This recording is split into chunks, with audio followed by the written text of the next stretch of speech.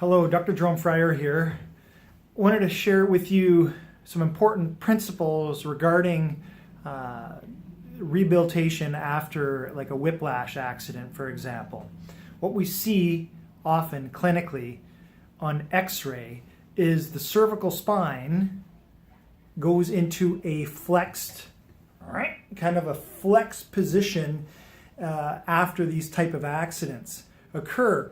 It's likely a guarding or protective mechanism, but part of the rehabilitation should work on restoring the curve, the natural curve back to the cervical spine. I was talking to a recent surgeon, and he's a famous orthopedic surgeon. He works spine, lower back, and he says, Jerome, did you know that 95% of neck pain comes from the facet joints? So I just want to kind of highlight the facet joints. These are the facet joints right here. And you can see that each joint kind of glides and slides with respect to one another, right? This is a degenerative specimen. Okay, so this is a degenerative model that I've created that doesn't have much cervical lordosis or cervical curvature. So I created it in a way where these joints are parallel because this person likely had an injury and never worked on restoring the curve. But as an example, I wanted to share with you if these joints are out of parallel, you can see that, we'll give you an example here, right? So they should be in a parallel nature.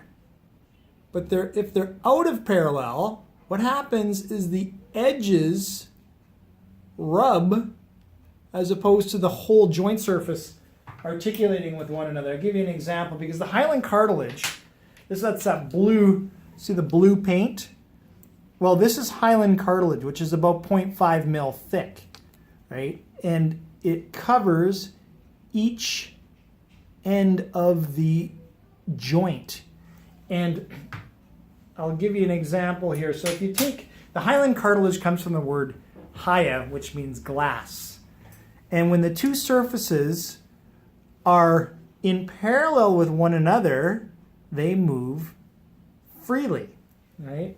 You can simulate this further by placing a little drop of synovial fluid and they'll glide even better. Now, if you take these two surfaces and you make them unparallel, right? This is going to eventually, this hyaline cartilage, which is the blue seen there, is going to eventually wear, and there's subchondral nerves, or below the chondra, which is below the cartilage. There's little nerves that exist in there coming off of the medial branch, and that innervates the joint. So people often, when they get in a car accident, boom, the cervical spine goes in a protective mode. But if you don't work to restore the cervical curve, there's asymmetry with the joint. So the joint is in a unparalleled state, and it starts to rub. And when the cartilage rubs down too far, the nerves on the top or the bottom, right? Because it depends on which side of the joint you're talking about, whether it's on the top or the bottom, they become sensitive and recreate symptoms in your neck, give you headaches, refer back into your shoulder blade. So, important for the rehabilitation of the cervical spine after whiplash accident that you should work on trying to restore the cervical curve as soon as you can. It might be sensitive and there may be inflamed tissues, but restoring the curve is a much better shock absorber too. So the neck is designed this way to create kind of like a spring-like mechanism, and when it's straighter, it kind of has a harder time absorbing shock. So anyways, my little trade secret I don't know about trade secret. There's a lot of chiropractors that are doing this, but I just wanted to show you the specifics around pain generators, subchondral bone, and the cartilage, and why it's important to restore the cervical curve after an accident.